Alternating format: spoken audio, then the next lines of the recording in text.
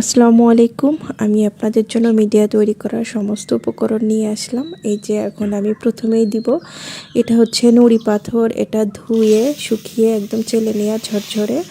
এরপরে দিব হচ্ছে সিলেকশন বালি, এটাও চেলে নেওয়া, এর মধ্যে কোনো প্রকার কোনো ময়লা নাই, একদম পরিষ্কার। এরপরে দিব হচ্ছে ইটের সুরকিট, এটাও কিন্তু ধুয়ে শুকিয়ে চেলে নেওয়া।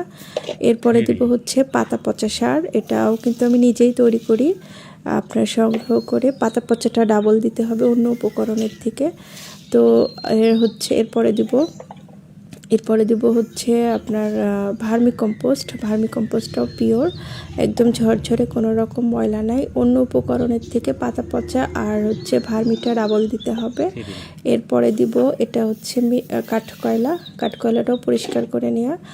এরপরে দিব হচ্ছে ধানের চিটাটাও কিন্তু আমি ভেজে নিয়েছি। ভেজে দিলে আপনার মিডিয়াতে মানে ছত্রাক কিংবা ফাঙ্গাস এগুলো লাগবে না আর কি, এর জন্য আর কি ভেজে দেওয়া। এখন এগুলো সম্পূর্ণ সুন্দর মতো মেশাতে হবে, মানে একদম সুন্দর মতো মিশিয়ে নিতে হবে। এরপরে দিব এটা হচ্ছে ফুরাডান, তারপরে দিব হচ্ছে ফাঙ্গাসাইড, যেটা হচ্ছে ম্যানসার ছত্রাকনাশক।